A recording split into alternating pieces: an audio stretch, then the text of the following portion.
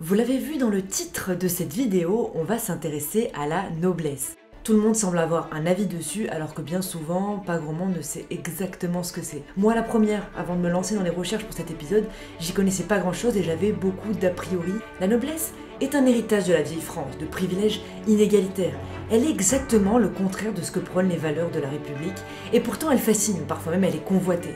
Bien souvent elle est parodiée, décriée, pointée du doigt. Alors c'est quoi être noble dans la France du 21e siècle? À quoi ça ressemble? Est-ce que ça existe toujours? Pour répondre à cette question, on va parler d'argent, de faux nobles et de Marie Chantal. Mais avant tout, essayons de ne pas verser dans le trop cliché. Joyeux anniversaire! Merci les enfants. Bravo mon fils, tu as fait d'énormes progrès. Vous savez, Pierre a mis les bouchées doubles pour être prêt aujourd'hui. Un jour, il sera un grand pianiste célèbre. Voilà bien notre Bernadette, comme tu vas vite en besogne. Mais c'est déjà formidable.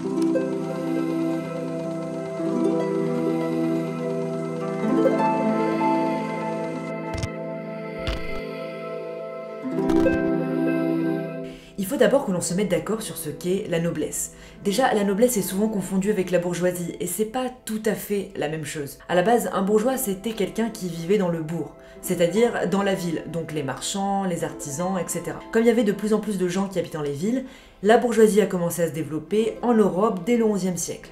Et puis, comme les professions occupées par les bourgeois étaient lucratives, ils se sont enrichis au fil des années. Et c'est peut-être pour ça qu'on les confond parfois avec les nobles. Mais la notion de noblesse ne s'arrête pas à l'argent, c'est en réalité bien plus complexe que ça. Question. À quoi reconnaît-on un noble? Réponse A. Il a un nom à particules. Réponse B. Il a un titre de noblesse. Réponse C. C'est écrit sur sa carte d'identité. Réponse D. Il a forcément une cousine qui s'appelle Marie Chantal. Prenez le temps de réfléchir. Ne vous précipitez pas. La bonne réponse, c'était la réponse B. Et oui, les nobles possèdent un titre de noblesse qu'ils peuvent même faire inscrire sur leur carte d'identité. Aujourd'hui, plus aucun titre n'est décerné. Donc pour être noble, il faut que vous prouviez à la France qu'il y a bien un de vos ancêtres directs qui était noble ou qui a été anobli par un roi. On va y revenir plus tard sur ce point. En France aujourd'hui, il y aurait entre 3500 et 4000 familles nobles. Beaucoup moins qu'en 1789, où il en existait environ 17 000. Bon, déjà parce qu'à la Révolution française, c'était pas le meilleur moment pour être noble, et puis parce que comme on décerne plus de titres, dès qu'une famille n'a plus de descendants, la lignée s'éteint, c'est logique. C'est pour ça que la culture de la noblesse est basée sur la transmission. Pour que cette identité demeure, il y a 3 principes d'éducation à ne pas déroger. Hériter, transmettre, s'adapter. Bon, entre nous, on dirait un slogan un peu nul, mais c'est pourtant la base de toute la culture noble, et également avec le temps aussi de la culture bourgeoise. Je vous ai embrouillé, je le sens. Je vous rassure, tout le monde est embrouillé, car avec le temps, ces deux mots se sont un peu confondus. On va dire aujourd'hui qu'entre haute bourgeoisie et noblesse, l'art de vivre est à peu près le même, à un titre près.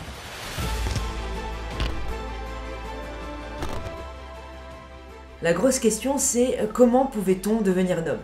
Parce que certes, c'était héréditaire, mais il y a bien un début à tout, vous vous en doutez. Alors, la noblesse existe depuis le Moyen-Âge, mais quand on parle de noblesse aujourd'hui, souvent on fait référence à l'Ancien Régime. Et c'est pourtant très différent. Au Moyen-Âge, c'était plutôt simple. Tous ceux qui portaient le titre de chevalier ou d'écuyer étaient nobles. À ce moment-là, c'était juste un rang dans la hiérarchie féodale. Puis au XVe siècle, on définit plus durement les conditions d'accès et on octroie des privilèges aux nobles. Par exemple, ils payaient pas d'impôts. Ça fait plaisir. Mais ils devaient se battre pour le roi. Ça fait pas plaisir. À cette époque, il y avait aussi une façon assez originale de devenir noble qui consistait à se comporter comme un noble pendant 4 générations. C'est ce qu'on appelle la noblesse d'extraction. Ce sont des familles qui ont maintenu un état de noblesse pendant au moins un siècle. Alors comment on maintient un état de noblesse? Par exemple, aucun d'entre eux ne devait avoir exercé un métier dit dérogeant à la noblesse, genre marchand ou notaire. Cette noblesse est la plus vieille et la plus prestigieuse des noblesses. Ensuite vient l'Ancien Régime et ce qu'on appelle l'anoblissement. Le roi peut alors donner des lettres de noblesse à ceux qui jugent méritants, voire des lettres patentes à ceux qui ont fait preuve d'une bravoure exceptionnelle. Et là, les nobles avaient accès à des privilèges bien plus sympathiques qu'au Moyen-Âge. Exonération de certains impôts, comme la taille. La taille, c'est le nom de l'impôt. Accès à certaines carrières militaires, présence à la cour, ils sont même jugés par un tribunal spécial. The nobles will do anything to please their king. That is the system. King at the top, nobles below. Et puis à la Révolution, on abolit les privilèges, mais pas les titres nobiliaires. Puis quelques années plus tard, Napoléon a créé une sorte de nouvelle noblesse qui a fait grand débat sur l'appellation noblesse, donc on va pas en parler là, mais sachez que ça existe. Autre question que vous pouvez vous poser, si on peut gagner son titre de noblesse, est-ce qu'on peut le perdre?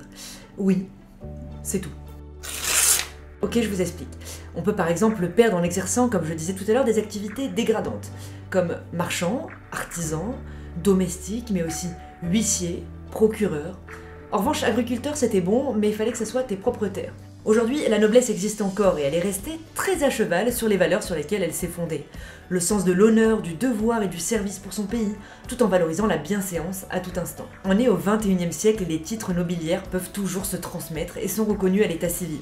En revanche, ils n'ont plus aucune existence légale et aucun privilège. Sur le papier, tout du moins. Et pourtant, on recense 10 000 familles de faux nobles en France. C'est ce qu'on appelle les nobles d'apparence. 90% des nobles ont un nom de famille à particules, mais la plupart de ceux qui ont une particule en fait ne sont pas nobles. Ils ont un blason avec des armoiries, mais tous ceux qui ont un blason ne sont pas forcément nobles non plus. Ils ont un ou des châteaux de famille, mais ils peuvent les avoir perdus au gré des héritages. C'est cette difficulté de reconnaître les nobles qui a facilité l'arrivée de nombreux usurpateurs de titres. Pour vous dire, en faisant mes recherches, je suis tombée sur un site qui proposait d'acheter des titres nobiliaires, c'est-à-dire des titres de noblesse. Alors évidemment c'est une énorme arnaque, mais ça veut bien dire qu'il y a une demande. Alors comment fait-on la différence entre faux et vrai noble? C'est simple, il doit descendre d'une famille ayant un nom reconnu comme étant noble, et prouver son lien de parenté avec l'ancêtre qui a été anobli. Vous pouvez trouver cette liste dans des livres comme le dictionnaire véridique des origines des maisons nobles ou anoblies du Royaume de France, ou bien sur le site officiel de l'association d'entraide de la noblesse française. Oui, ces sites existent réellement, vous trouverez tous les liens dans la description. Mais alors, à quoi ça sert? Pourquoi vouloir être noble aujourd'hui au XXIe siècle? Question, mais il apparaît que la noblesse reste dans l'imaginaire collectif un signe de prestige et d'argent. Dites-vous que la noblesse représente à peu près 0,2% de la population française, et pourtant ils occupent 10% des postes dans la diplomatie française et 15% des postes à l'Académie française. Ça fait beaucoup. La noblesse a encore et toujours une place de choix dans notre société.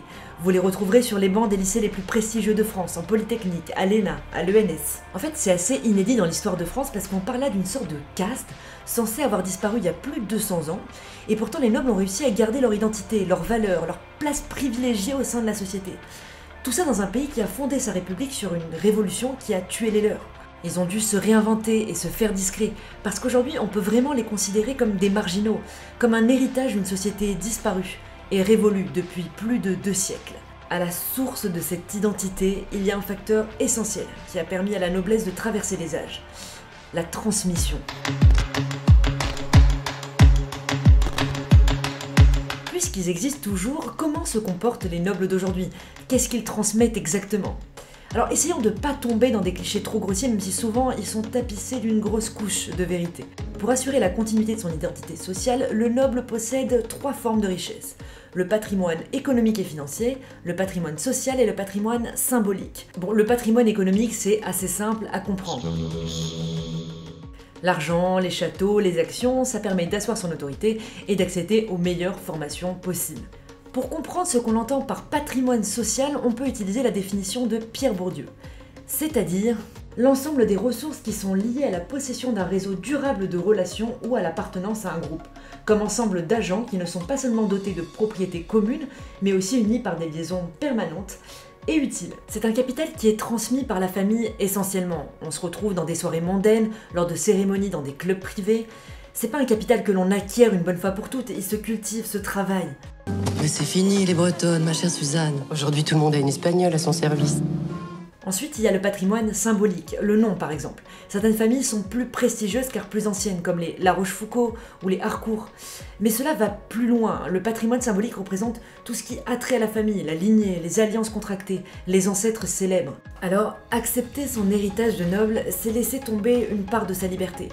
Car la vie du noble est normée, il doit désormais agir en respectant un code de bonne conduite. Il n'agit plus uniquement pour lui, mais aussi pour la continuité de la réputation de sa famille, la continuité de sa lignée. Il connaît tous ses ancêtres et respecte la tradition familiale. Attention, un homme n'est pas obligé de se plier aux normes de sa catégorie sociale. Il peut tout à fait choisir ou non d'accepter sa condition. mais en cas de refus, sa famille risque de mal le prendre. Cette culture est comme à contresens des valeurs qui priment dans notre société. L'idée de réussir pour soi, ne pas se laisser conditionner par notre bagage familial, quoi qu'on en pense, c'est pas un mode de vie facile à assumer. Disons que c'est le revers de la médaille. D'un côté, l'argent et le pouvoir, et de l'autre, les codes et les obligations.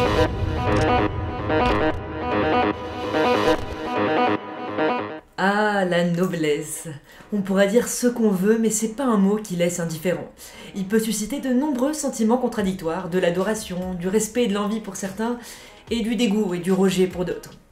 Quoi qu'il en soit, la noblesse est un pan de notre histoire conservé par des familles qui mettent la tradition au cœur de leur vie. Et même s'ils n'ont plus de privilèges légaux, ils partent dans la vie avec toutes les bonnes cartes en main pour pouvoir se démarquer et accéder aux postes de pouvoir. En fait, c'est un peu le témoignage de l'inégalité à la française, qui perdure depuis des décennies. Mais on peut pas leur enlever qu'à force d'adaptation et de transmission, ils ont réussi à conserver les valeurs et les biens qui leur sont chers.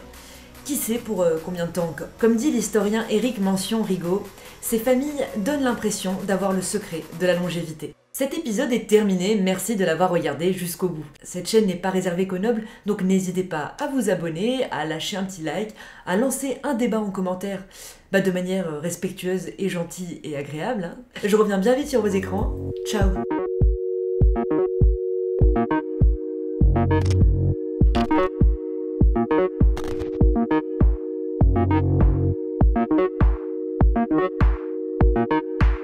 Thank you.